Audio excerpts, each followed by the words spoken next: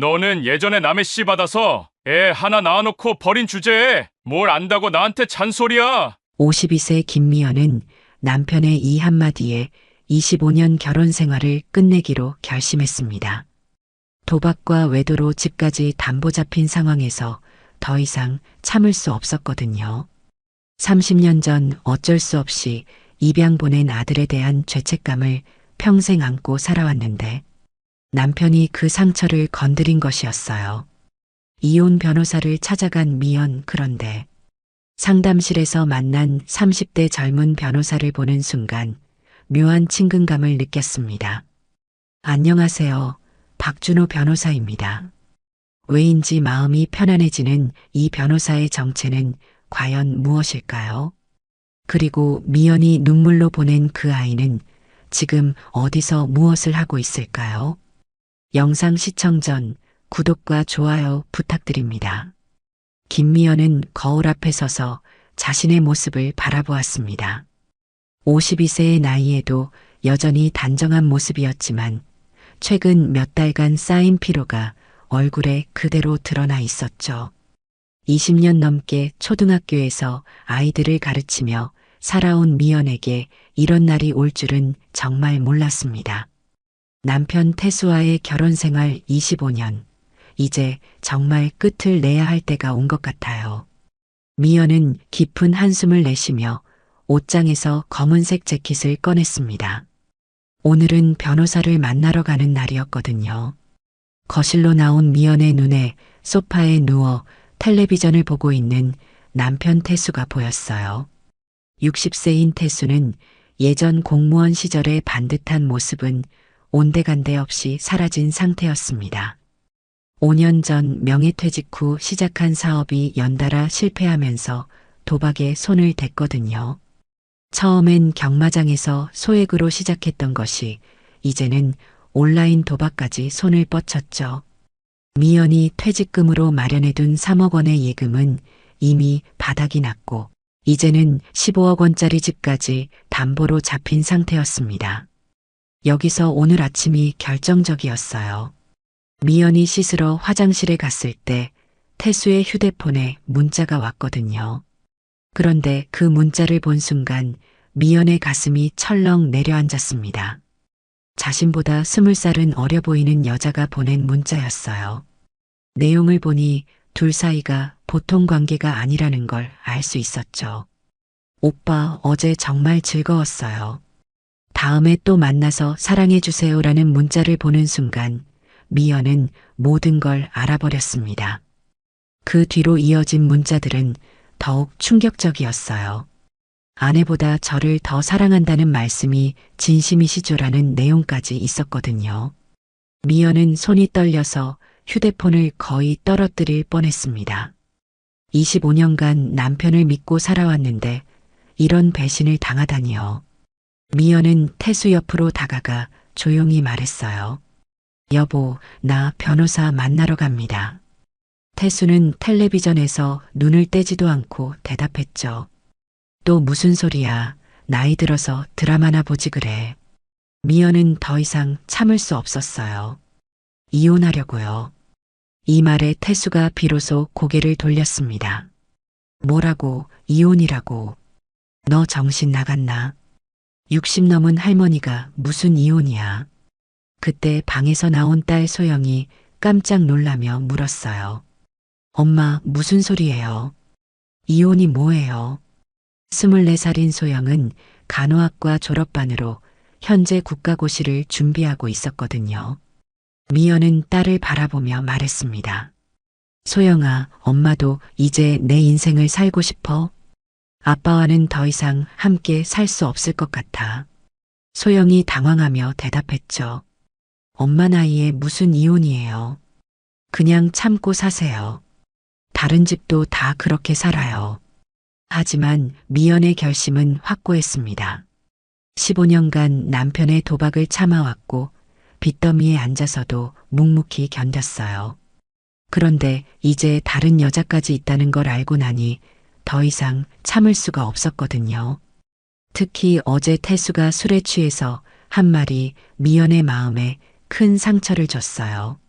너는 예전에 남의 씨 받아서 애 하나 낳아놓고 버린 주제에 뭘 안다고 나한테 잔소리야. 그러니까 남자들이 너를 가지고 노는 거야. 이런 말을 소영이 있는 앞에서 했거든요.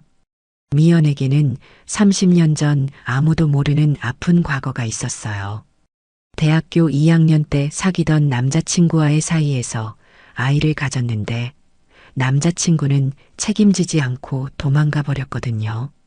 미연은 혼자 아이를 낳아 6개월간 키웠지만 경제적으로 너무 어려워서 결국 입양을 보낼 수밖에 없었습니다.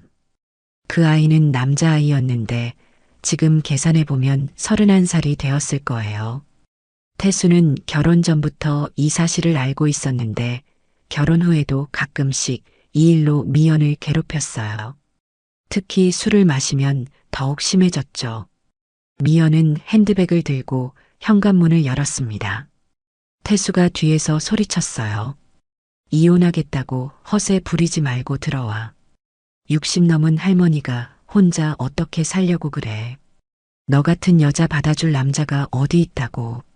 하지만 미연은 뒤돌아보지 않았죠. 현관문을 닫고 엘리베이터를 기다리는 동안 미연의 마음은 복잡했어요. 정말 이 나이에 이혼을 하는 게 맞는 걸까?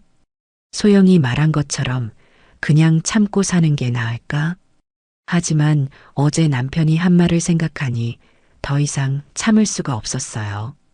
오래전 어쩔 수 없이 보낸 아들에 대한 죄책감을 평생 안고 살아왔는데 남편이 그 상처를 건드리는 건 정말 견딜 수 없었거든요.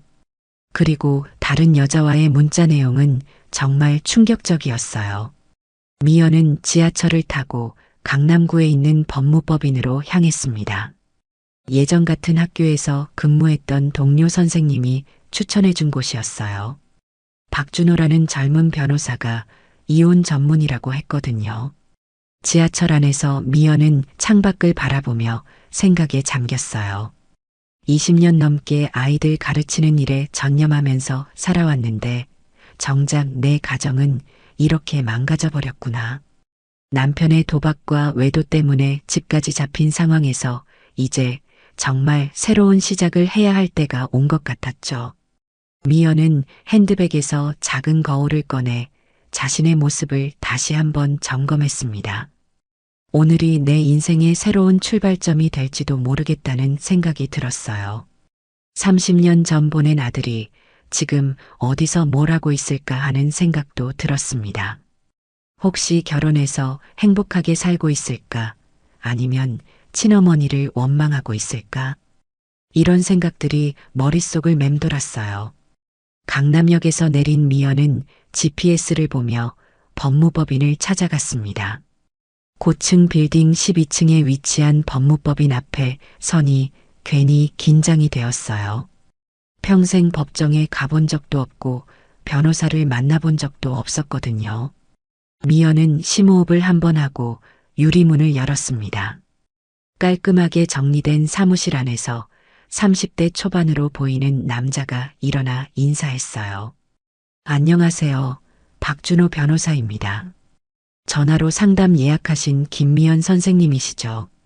준호는 정중하게 인사했습니다. 미연은 그의 따뜻한 목소리와 정중한 태도에 첫인상부터 호감을 느꼈어요. 네, 맞습니다. 처음 뵙겠습니다. 미연이 약간 긴장한 목소리로 대답했죠. 준호는 미연을 상담실로 안내하며 말했어요. 편하게 앉으세요. 차 한 잔 드시겠어요? 상담실에 앉은 미연을 바라보며 준호는 묘한 감정을 느꼈습니다. 왜인지 모르게 이분을 보니 마음이 편안해지는 느낌이었어요. 마치 어릴 때 꿈에서 본 어머니의 모습 같은 친근함이 들었거든요. 준호는 따뜻한 녹차를 건네며 물었습니다. 선생님, 이혼 상담차 오셨다고 들었는데 어떤 상황인지 편하게 말씀해 주세요. 미연은 녹차를 한 모금 마시고 천천히 입을 열었어요. 결혼한 지 25년 됐는데요. 남편이 도박을 끊지 못해서 견딜 수가 없어요. 처음엔 소액으로 시작했는데 이제는 집까지 담보로 잡혔거든요. 그런데 어제 결정적인 일이 있었어요. 준호는 고개를 끄덕이며 들었습니다. 도박 중독이 원인이시군요. 다른 문제는 없으신가요? 미연은 잠시 망설이다가 말했어요. 그리고 어제 다른 여자와 만나고 있다는 걸 알게 됐어요. 20살은 어린 여자요. 휴대폰 문자를 봤는데 정말 충격적이었어요. 준호의 표정이 진지해졌습니다. 그렇다면 이혼 사유가 충분하네요. 재산 분할이나 위자료 문제도 고려해야겠고요. 미연이 고개를 저었어요. 재산이라고 할 게 별로 없어요. 집도 담보 잡혔고 예금도 바닥났거든요. 남편이 도박으로 다 날려버렸어요. 준호는 미연의 상황을 듣고 안타까운 마음이 들었습니다. 60대 초반의 나이에 이런 상황을 맞닥뜨리다니 정말 힘드실 것 같았어요. 선생님, 혹시 직업이 어떻게 되시나요? 미연이 대답했죠. 초등학교 교사였어요. 작년에 정년 퇴직했거든요. 20년 넘게 아이들을 가르쳤어요. 준호의 눈이 반짝였어요. 아, 선생님이셨군요. 그럼 연금도 나오시고 경제적으로는 어느 정도 안정적이시겠네요. 네, 다행히 교원연금이 있어서 생활하는 데는 문제 없어요. 다만 남편 빚 때문에 집을 잃을까봐 걱정이에요. 준호는 메모를 하며 말했습니다. 집 담보 문제는 별도로 해결 방법을 찾아보겠어요. 이혼 절차와는 분리해서 진행할 수 있거든요. 미연이 놀라며 물었어요. 정말요? 집을 지킬 수 있을까요? 준호는 자신 있게 대답했습니다. 최선을 다해보겠어요. 선생님 같은 분이 이런 어려움을 겪으시면 안 되죠. 교육자로서 평생 사회에 기여하신 분인데요. 미연은 그의 진심 어린 말에 감동받았어요. 처음 만난 변호사가 이렇게까지 신경 써주다니 정말 고마웠거든요. 변호사님, 혹시 상담료는 얼마나 드나요? 준호가 미소를 지으며 답했죠. 선생님께는 특별히 할인해 드릴게요. 교육자에 대한 예의죠. 그리고 이런 상황에서 돈 걱정까지 하실 필요는 없어요. 미연은 준호의 배려에 마음이 따뜻해졌습니다. 젊은 변호사님이 왜 이렇게 잘해주시는지 모르겠어요. 정말 감사해요. 마치 아들이 도와주는 것 같은 느낌이에요. 준호도 자신도 모르게 이분에게 특별한 감정을 느끼고 있었어요. 마치 가족을 대하는 것 같은 마음이 들었거든요. 당연한 일이에요. 제가 도와드릴 수 있는 일이라면 최선을 다하겠습니다. 저도 어머니 같은 분을 뵈니까 더욱 정성을 다하고 싶어요. 상담이 진행되면서 두 사람 사이에는 묘한 친근감이 형성되고 있었어요. 준호는 미연의 차분하고 온화한 성품에 끌렸고 미연은 준호의 정중하고 따뜻한 태도에 마음을 열었습니다. 선생님, 이혼 절차는 조정부터 시작하는 게 좋겠어요. 상대방이 합의하지 않으면 조정에서 소송으로 넘어갈 수도 있거든요. 미연이 걱정스러운 표정으로 물었어요. 시간이 많이 걸릴까요? 딸이 있는데 국가고시 준비 중이라서 영향을 주고 싶지 않거든요. 준호는 고개를 끄덕였습니다. 따님을 위해서라도 조용히 진행하는 게 좋겠네요. 최대한 빨리 해결할 수 있도록 도와드릴게요. 미연은 안도의 한숨을 쉬었어요. 정말 다행이에요. 딸아이한테는 피해주고 싶지 않거든요. 그 아이는 정말 착하고 공부도 잘해요. 준호가 궁금한 게 있어서 물었습니다. 혹시 다른 자녀분은 없으신가요? 미연의 표정이 순간 어두워졌어요. 있긴 한데요. 이 말에 준호가 관심을 보였죠. 아드님이 따로 계신가요? 미연이 머뭇거리며 대답했어요. 그게 좀 복잡한 사정이 있어요. 지금은 연락이 안 되는 상황이에요. 아니, 사실은 연락처도 모르고 어디 있는지도 몰라요.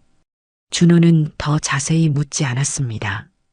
가족관계가 복잡한 경우가 많다는 걸 알고 있었거든요.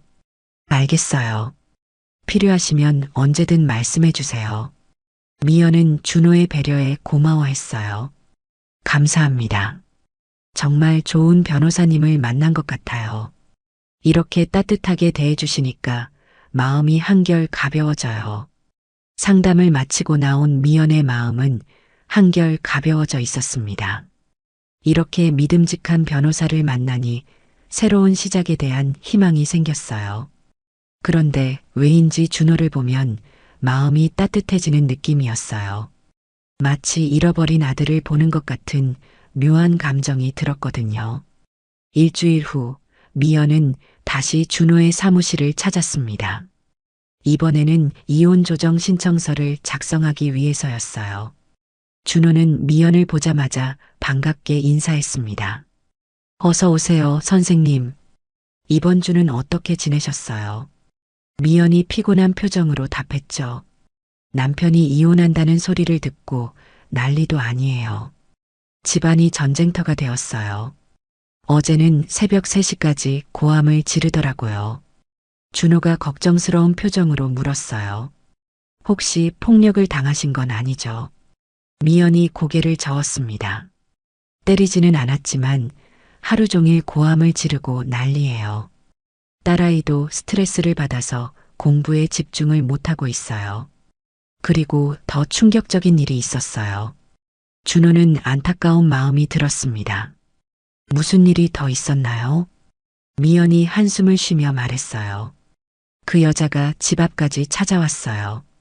대놓고 남편을 만나러 온 거죠. 정말 뻔뻔하더라고요. 20대 후반으로 보이는데 화장을 진하게 하고 짧은 치마를 입고 왔어요. 준호는 분노가 치밀었습니다. 그런 일까지 있었군요. 정말 힘드시겠어요. 조정 신청을 빨리 해서 상황을 정리하는 게 좋겠네요. 서류를 작성하면서 준호가 물었어요. 선생님, 지난번에 다른 자녀분 이야기를 하셨는데 혹시 조정 과정에서 언급될 가능성이 있나요? 미연의 손이 잠시 멈췄습니다. 그게요, 사실 말씀드리기 어려운 이야기인데요. 준호는 조심스럽게 말했어요. 편하실 때 말씀해 주세요. 급한 건 아니니까요.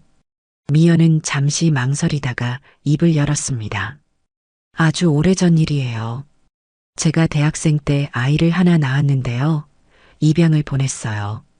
준호가 놀라며 물었죠. 입양을요? 네, 미혼모였거든요. 남자친구가 책임지지 않고 도망가 버려서 혼자 키우다가 경제적으로 어려워서 어쩔 수 없이 보냈어요. 그때 정말 어려웠거든요. 하루 종일 아르바이트를 해도 기저귀 값도 제대로 마련하기 힘들었어요. 준호의 가슴이 뜨끔했습니다. 왜인지 모르게 이 이야기가 남일 같지 않았어요. 아들이었어요. 생후 6개월 때 보냈는데 지금 계산해보면 31살이 되었을 거예요. 미연의 목소리가 떨렸습니다. 하루도 그 아이 생각 안 한 날이 없어요. 잘 자라고 있을까, 건강할까, 원망하고 있을까? 이런 생각들이 평생 저를 괴롭혔거든요. 특히 밤에 잠들기 전에는 더욱 심해져요. 준호는 미연의 말을 들으며 가슴이 먹먹해졌어요. 정말 힘드셨겠어요. 그런데 남편이 결혼 전부터 이 사실을 알고 있었는데도 결혼 후에 가끔씩 이 일로 저를 괴롭혔어요. 미연이 눈물을 글썽이며 말했습니다. 어제도 딸 앞에서 남의 씨 받아서 애 낳아놓고 버린 주제에 뭘 안다고 잔소리하냐고 했어요. 그러면서 그러니까 남자들이 너 같은 여자를 우습게 본다고 하더라고요. 준호는 분노가 치밀어 올랐습니다. 그런 말을 어떻게 할 수 있죠? 너무 심하네요.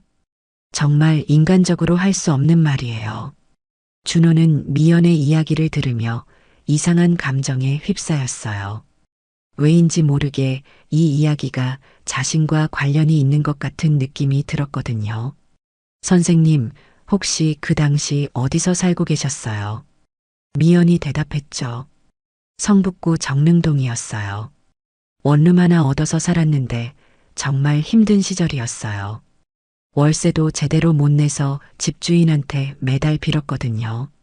준호의 심장이 빨리 뛰기 시작했습니다. 혹시 아이는 어느 기관에서 입양을 보내셨나요?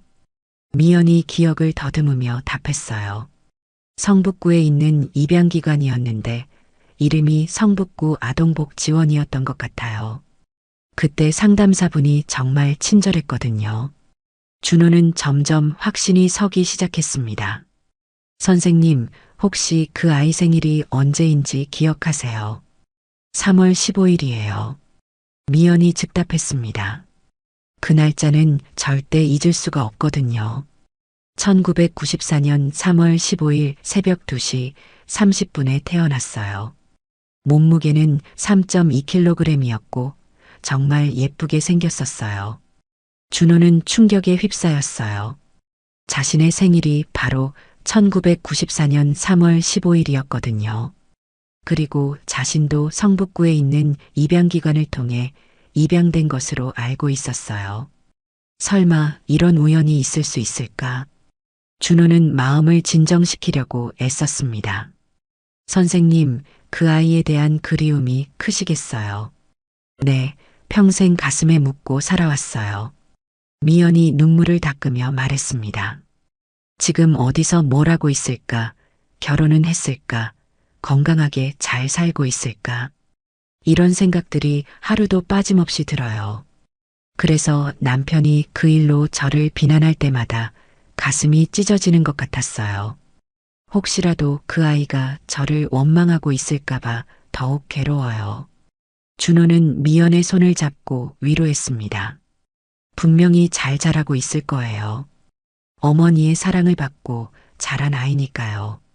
그리고 원망하지 않을 거예요. 어머니의 어려운 상황을 이해할 거라고 생각해요. 미연이 준호를 바라보며 말했어요. 변호사님은 정말 따뜻한 분이시네요. 처음 만났는데도 이렇게 진심으로 위로해 주시다니. 마치 제 아들이 저를 위로해 주는 것 같은 느낌이에요. 준호는 자신도 모르게 미연에게 특별한 감정을 느끼고 있었어요. 마치 가족을 대하는 것 같은 마음이었거든요. 당연한 일이에요. 선생님 같은 분이 그런 상처를 안고 사셨다니 정말 안타까워요. 상담을 마치고 나서 준호는 혼자 사무실에 남아 생각에 잠겼습니다. 미연의 이야기와 자신의 출생 배경이 너무나 일치하는 부분이 많았어요.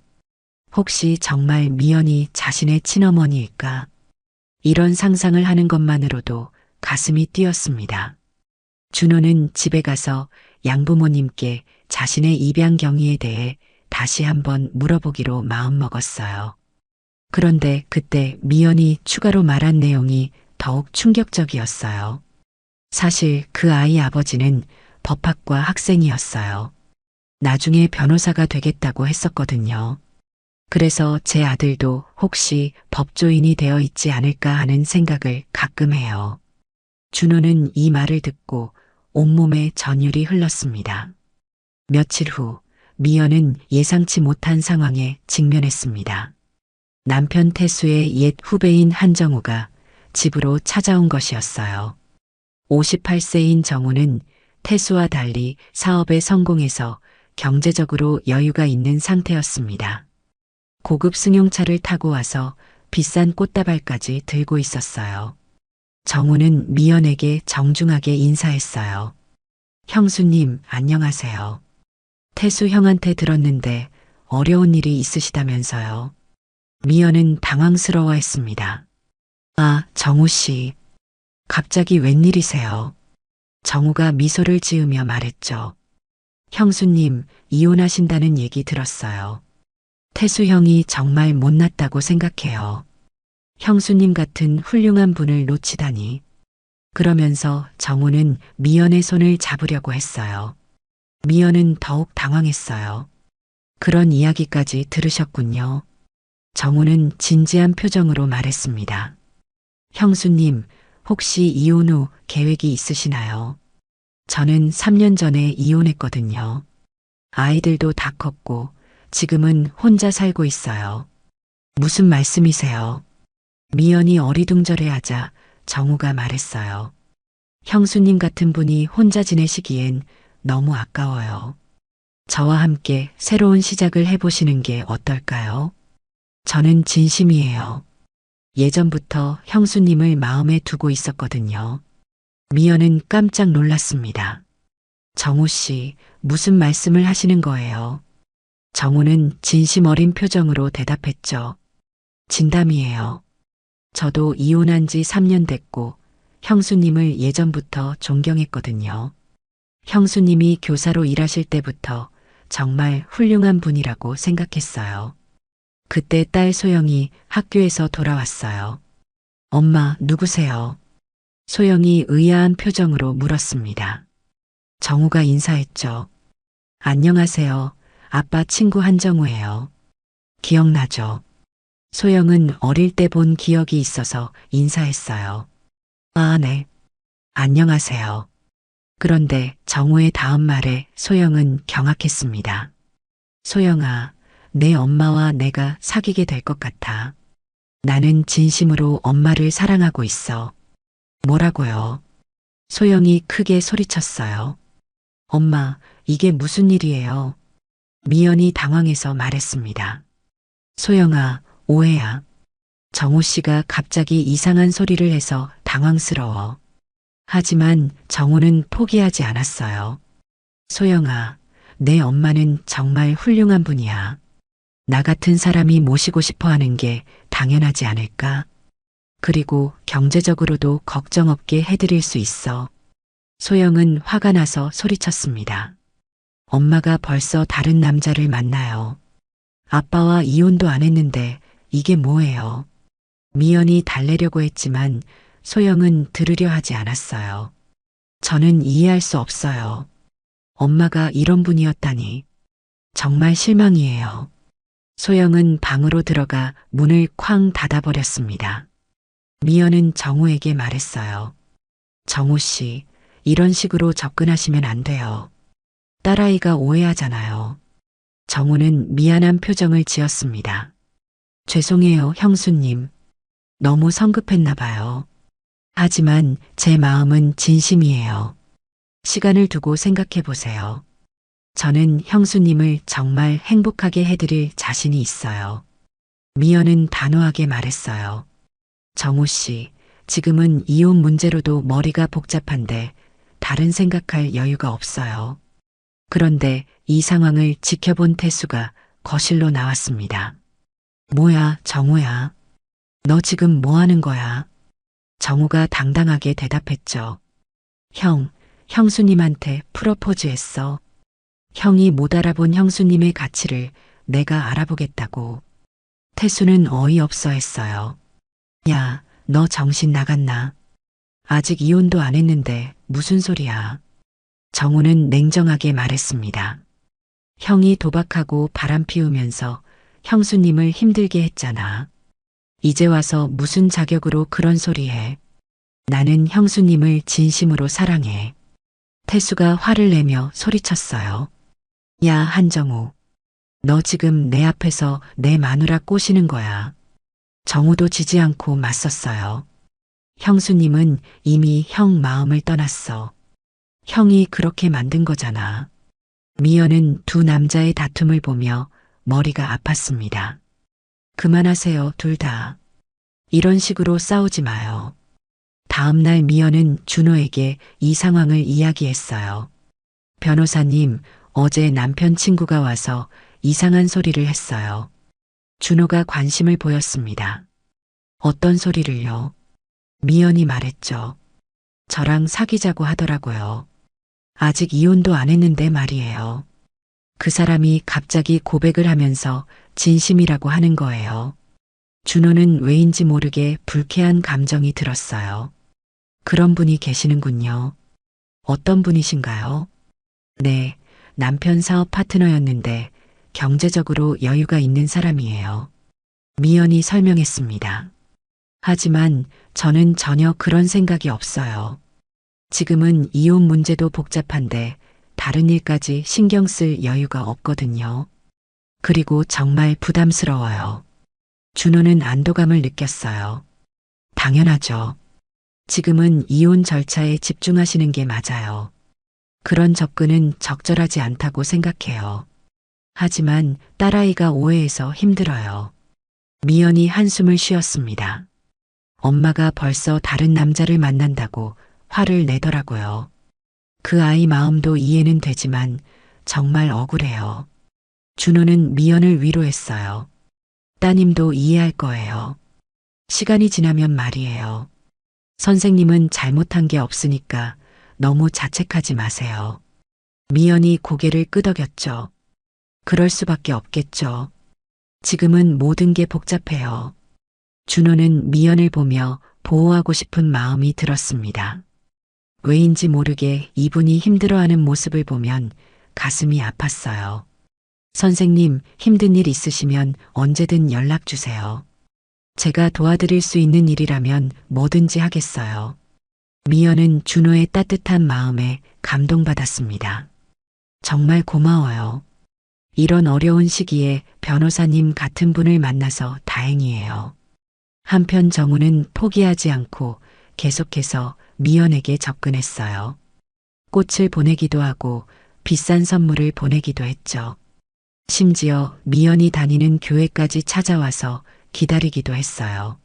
하지만 미연은 모든 걸 돌려보냈습니다. 소영은 여전히 엄마에게 서운한 마음을 품고 있었어요. 엄마, 정말 그 아저씨랑 사귈 거예요. 소영이 걱정스러운 표정으로 물었습니다. 아니야, 소영아. 엄마는 그런 생각 전혀 없어. 미연이 딸을 안심시켰어요. 지금은 이혼 문제만 해결하면 돼.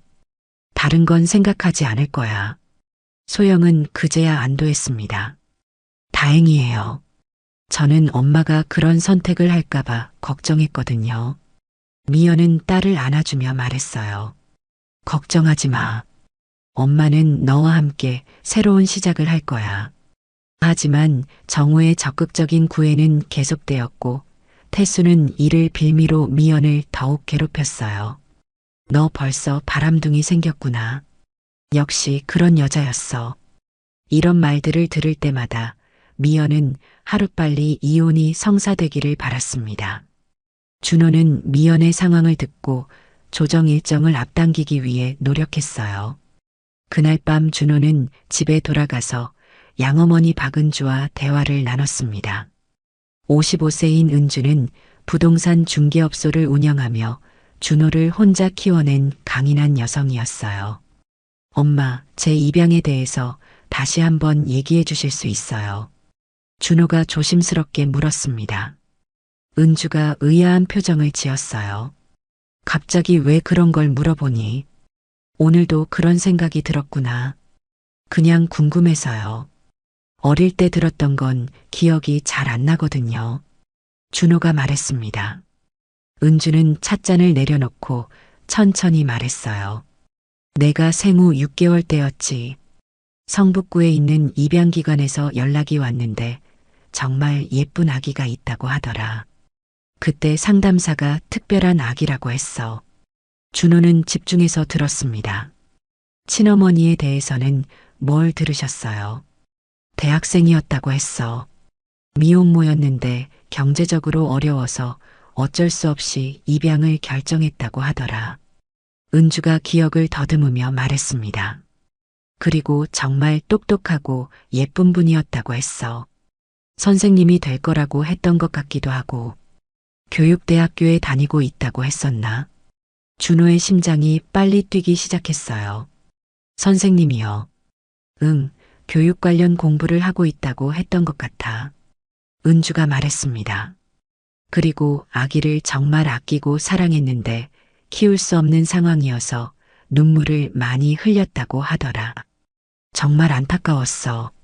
아기를 보내면서도 계속 돌아보고 또 돌아보고 했다고 해. 준호는 점점 확신이 들기 시작했어요. 엄마, 혹시 친어머니 이름이 뭐였는지 아세요?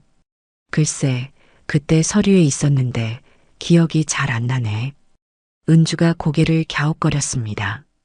김씨였던 것 같기도 하고 정확하지는 않아. 아, 그리고 특이한 게 있었어. 친어머니가 편지를 하나 써서 주고 갔다고 했어. 준호는 더 이상 우연의 일치라고 생각할 수 없었어요. 편지요. 그런 게 있었나요? 응, 아기가 자라서 궁금해할 때 주라고 하면서 편지를 써서 갔다고 했어. 하지만 그 편지는 입양기관에서 보관하고 있을 거야. 개인정보라서 함부로 줄 수 없다고 하더라고. 엄마, 혹시 그 서류들 아직 있나요? 은주가 대답했죠. 아마 창고에 있을 거야. 왜 갑자기 그런 걸 찾으려고 하니? 그냥 한번 보고 싶어서요. 준호가 말했습니다. 자신의 뿌리를 알고 싶다는 생각이 들어서요. 은주는 이해한다는 표정을 지었어요. 그래, 당연한 마음이지. 내일 창고에서 찾아볼게. 준호는 고마워했습니다. 감사해요, 엄마. 은주가 준호의 어깨를 토닥이며 말했어요.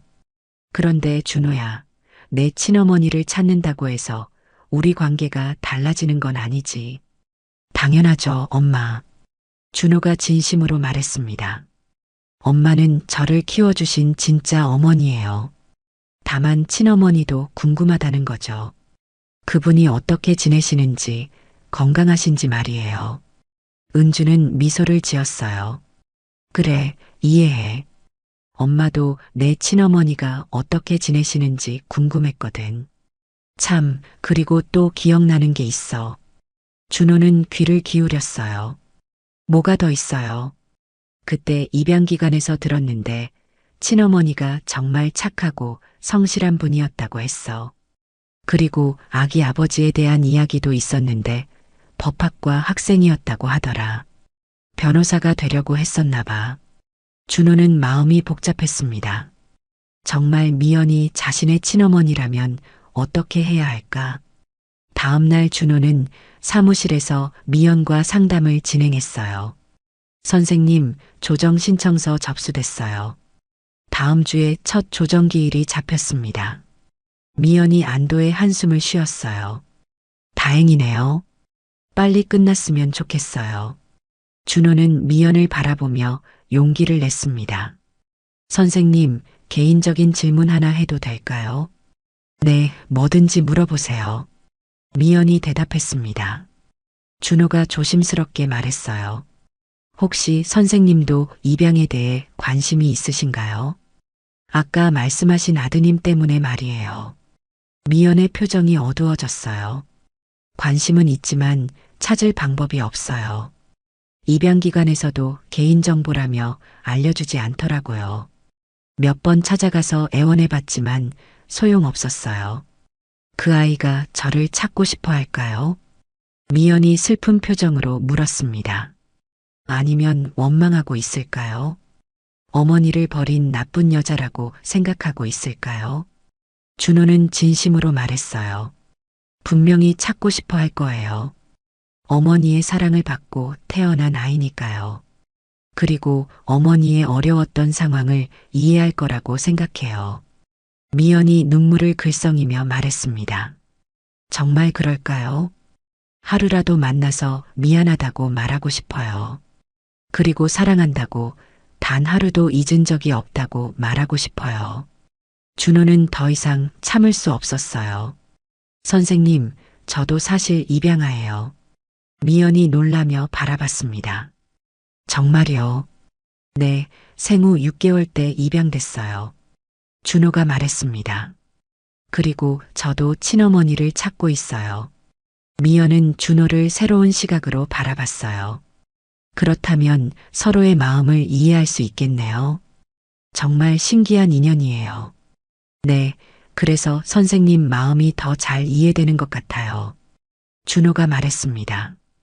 입양아의 마음도 친어머니의 마음도 둘 다 알 수 있으니까요. 미연은 준호에게 더욱 친근감을 느꼈어요.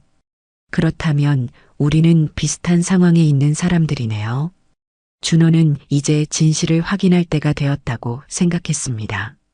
일주일 후 준호는 양어머니 은주가 찾아준 입양 서류를 받았습니다. 오래된 서류 봉투를 열어보니 30년 전의 문서들이 그대로 보관되어 있었어요. 준호는 떨리는 손으로 서류를 하나씩 살펴봤습니다.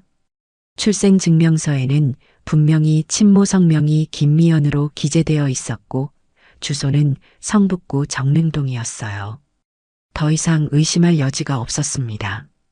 준호는 서류를 다시 한번 자세히 살펴봤어요. 입양 당시 기록에는 친모가 21세 대학생이었고 경제적 어려움으로 입양을 결정했다고 적혀 있었습니다. 그리고 아이에 대한 각별한 애정을 보였으나 현실적 여건상 양육이 불가능하다는 상담 기록도 있었어요. 더욱 놀라운 것은 친모가 남긴 편지가 있다는 기록이었습니다. 준호는 이 모든 정황이 미연의 이야기와 정확히 일치한다는 것을 확인했습니다. 그리고 서류 뒷면에는 상담사의 메모가 있었어요. 친모는 교육대학교 재학 중이며 장래 초등교사가 되길 희망함. 아기에 대한 애정이 지극하여 입양 결정 과정에서 극심한 갈등을 보임. 경제적 어려움과 사회적 편견으로 인해 어쩔 수 없는 선택이었음을 반복적으로 강조함. 이런 기록을 보며 준호는 확신을 가질 수 있었습니다. 다음 날 미연과의 상담 시간, 준호는 평소보다 더 긴장한 상태였어요. 선생님, 오늘 말씀드리고 싶은 게 있어요. 미연이 궁금한 표정을 지었습니다. 네, 무엇인가요? 준호는 심호흡을 하고 말했어요. 저에 대한 이야기인데요. 들어보시겠어요? 미연은 고개를 끄덕였습니다. 저는 1994년 3월 15일에 태어났어요. 준호가 천천히 말했습니다. 미연의 눈이 커졌어요. 3월 15일이요. 혹시 몇 시에 태어나셨나요? 새벽 2시 30분경이었다고 들었어요. 미연은 숨이 막혔어요. 그 시간이 정확히 자신이 아들을 낳은 시간이었거든요. 네, 그리고 성북구에 있는 입양기관을 통해서 지금 부모님께 입양됐어요. 미연은 심장이 빨리 뛰기 시작했습니다. 혹시 기관 이름이 어떻게 되나요? 준호가 대답했어요. 성북구 아동복지원이었어요. 미연은 숨이 막히는 느낌이었어요. 바로 자신이 아들을 보낸 곳과 같은 기관이었거든요. 변호사님, 혹시 친어머니에 대해서 아시는 게 있나요? 미연이 떨리는 목소리로 물었습니다. 준호는 서류를 꺼내며 말했어요. 네, 입양 당시 서류가 있어요. 친어머니 성함이 김미연이라고 되어 있습니다. 그리고 당시 교육대학교에 재학 중이었다고 나와 있어요. 그 순간 미연은 모든 것을 깨달았어요. 자신 앞에 앉아 있는 젊은 변호사가 자신이 눈물을 흘리며 보낸 바로 그 아들이었던 것입니다. 준호야. 미연이 떨리는 목소리로 불렀어요. 준호도 눈물이 차올랐습니다. 어머니. 두 사람은 서로를 바라보며 30년 만의 재회를 확인했어요. 미연은 자리에서 일어나 준호에게 다가갔습니다. 정말 너구나. 내 아들 맞구나. 준호도 일어나서 미연을 바라봤어요. 어머니, 정말 오랫동안 찾고 있었어요. 미연은 준호를 끌어안으며 펑펑 울기 시작했습니다. 미안해, 정말 미안해. 어머니가 너를 버린 게 아니야. 어쩔 수 없었던 거야. 정말 매일매일 후회했어.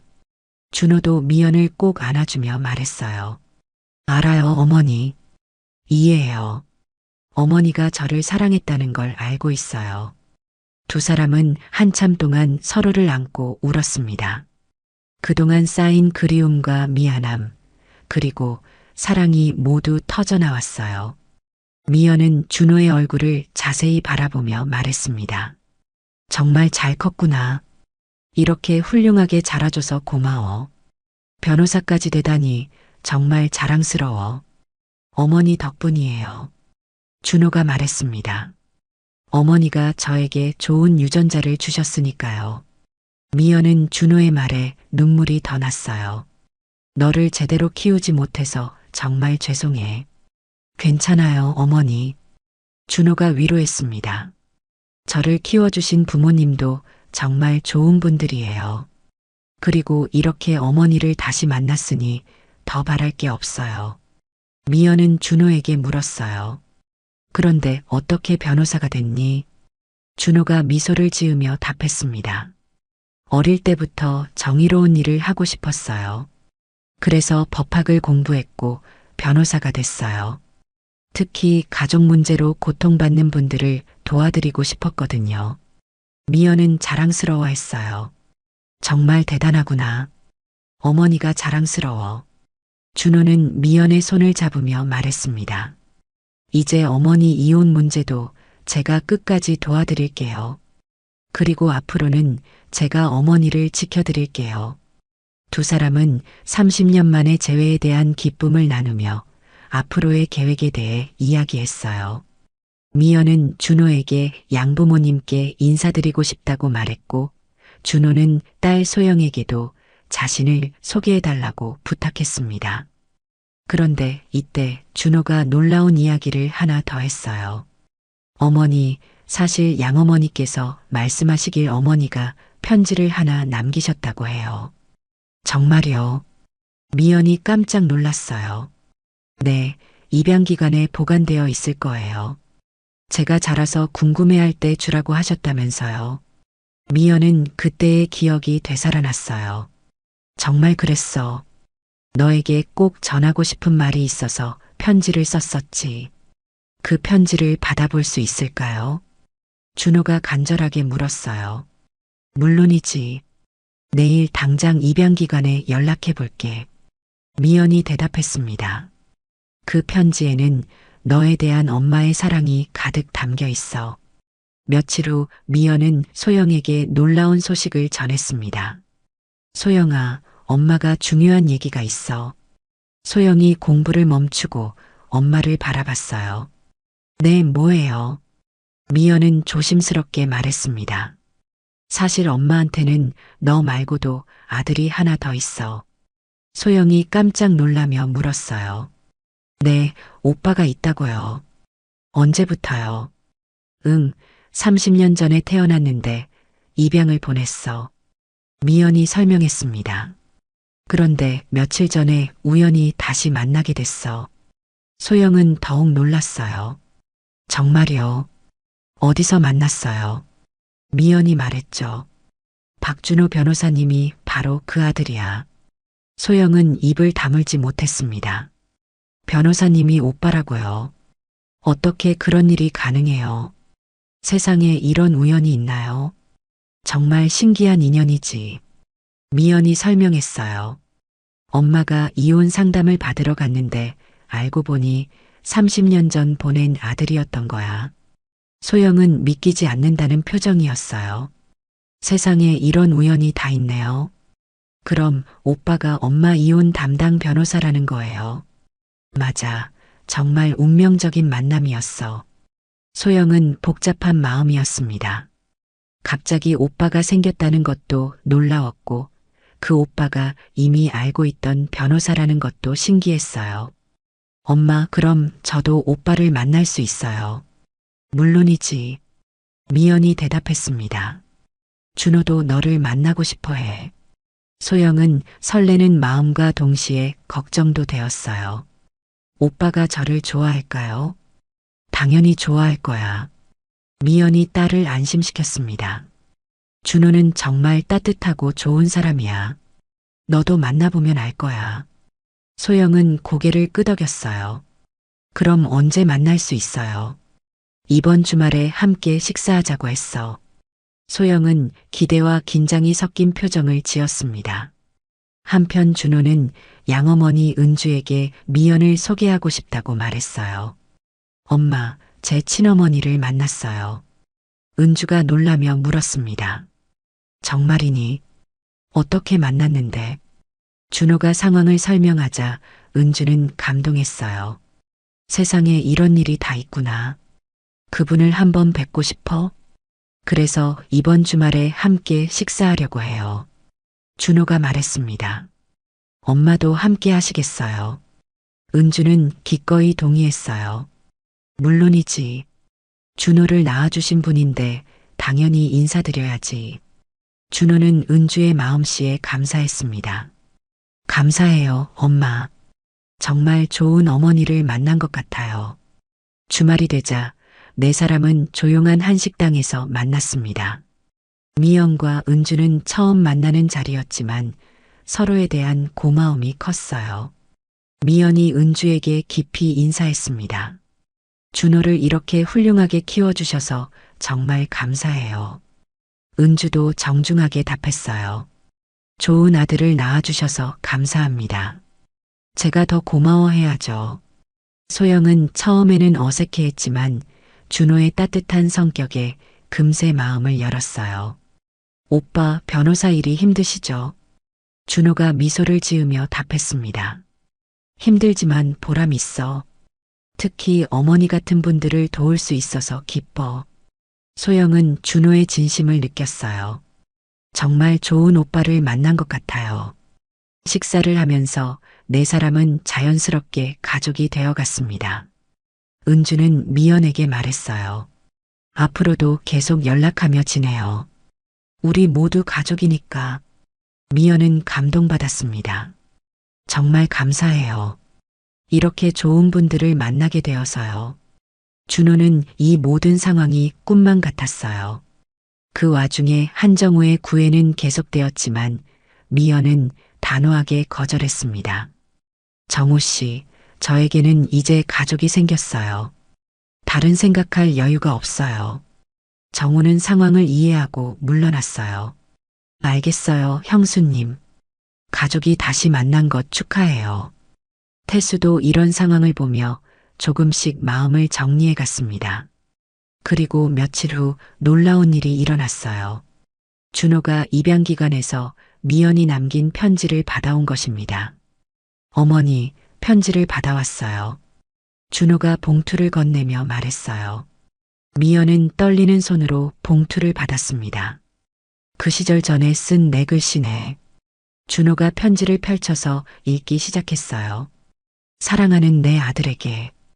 이 편지를 읽고 있다는 것은 내가 건강하게 자랐다는 뜻이겠지. 엄마는 정말 기뻐. 너를 보내는 것이 엄마 인생에서 가장 힘든 결정이었어. 하지만 너에게 더 좋은 환경을 주고 싶었기 때문이야. 엄마가 너를 사랑하지 않아서 보낸 게 아니라는 걸 꼭 알아줘.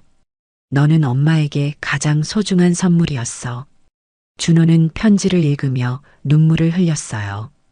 미연도 함께 울었습니다. 30년 전에 자신이 아들에게 전하고 싶었던 마음이 그대로 담겨 있었거든요. 2달 후 이혼 조정이 성사되었습니다. 태수는 생각보다 순순히 조정에 응했어요. 준호 때문에 그나마 다행이라는 생각이 들었거든요. 미연이 혼자가 아니라 아들이 있다는 걸 알고 나니 조금은 안심이 되었던 거죠. 조정 과정에서 태수가 말했습니다. 미연아, 내가 못났다. 준호가 있어서 다행이야. 미연은 더 이상 원망하지 않았어요. 이제 새로운 시작을 하고 싶었거든요. 태수 씨, 우리 서로 미안했어요. 앞으로는 각자 잘 살아가요. 태수도 고개를 끄덕였습니다. 소영이는 잘 부탁해. 나도 정신 차리고 살게. 이렇게 25년간의 결혼 생활이 평화롭게 마무리되었어요. 이혼이 성사된 후 준호는 어머니를 위해 새 집을 마련했습니다.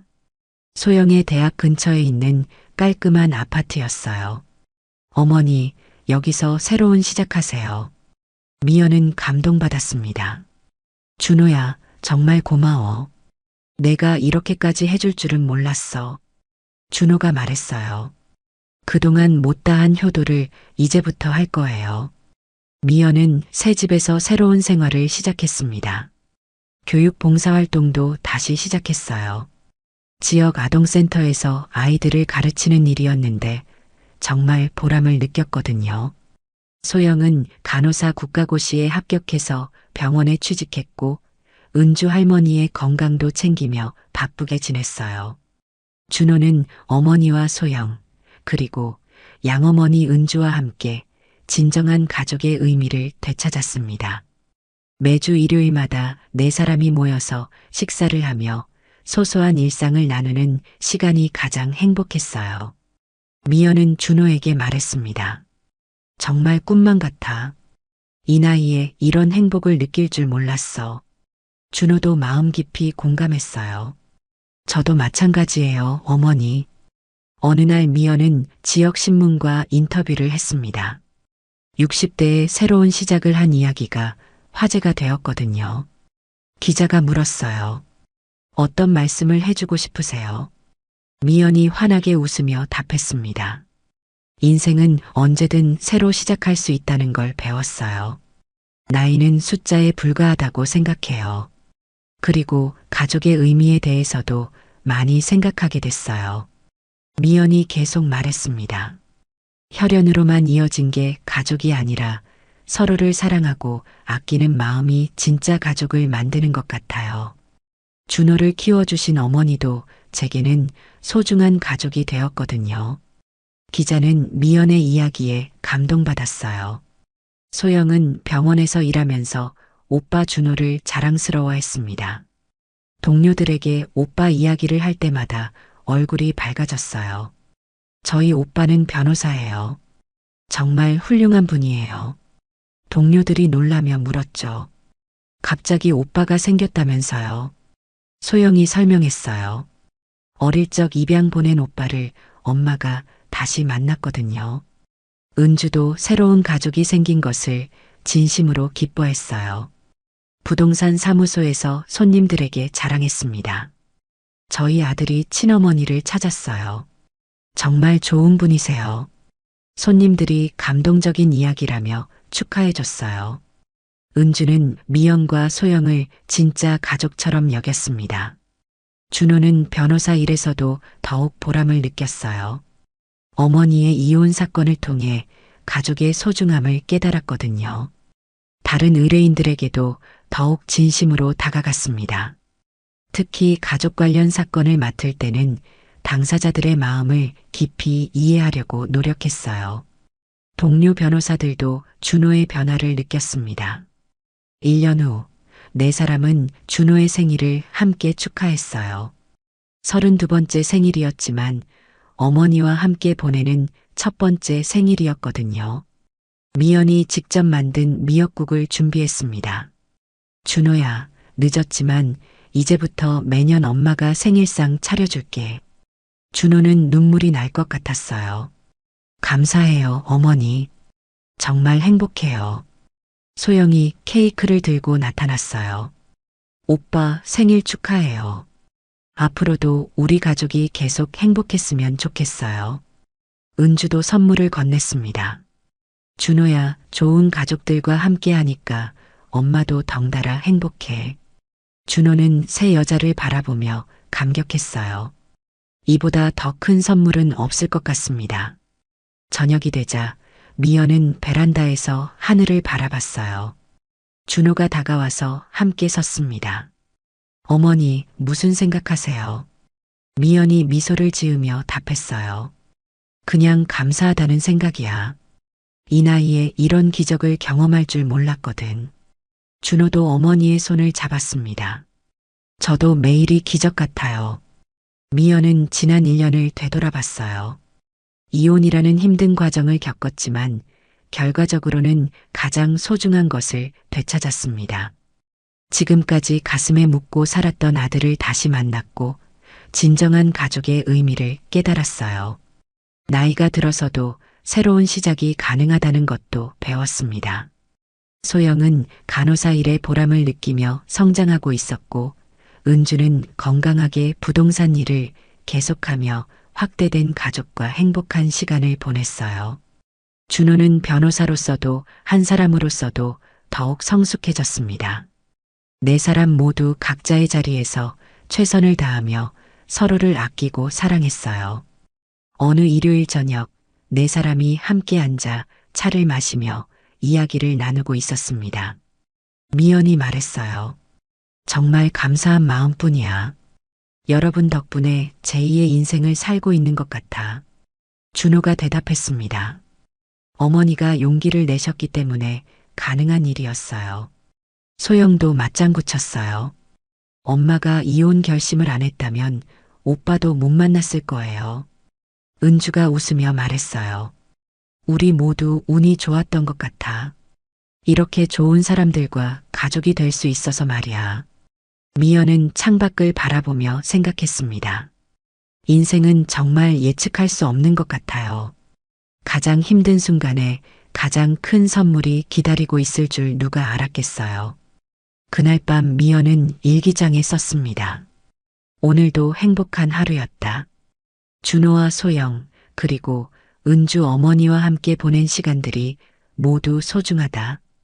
60대의 새로운 가족을 만나고 새로운 인생을 시작하게 될 줄 몰랐다. 앞으로도 이 행복이 계속되기를 바라며 매일 감사한 마음으로 살아가고 싶다. 인생은 언제든 새로 시작할 수 있다는 것을 몸소 체험했다. 나이는 정말 숫자에 불과하다는 것도 깨달았다. 마지막 페이지에 미연은 이렇게 적었습니다. 때로는 가장 어려운 순간에 가장 큰 기적이 찾아온다. 포기하지 않고 용기를 낸다면 누구에게나 새로운 기회가 주어질 것이다. 나는 이제 진정한 행복이 무엇인지 안다. 가족과 함께 보내는 평범한 일상이 바로 최고의 선물이다. 오늘 이야기가 좋으셨다면 구독과 댓글, 알람 설정 잊지 마시고 소중한 댓글 하나가 정말 큰 힘이 됩니다. 시청해 주셔서 진심으로 감사드립니다.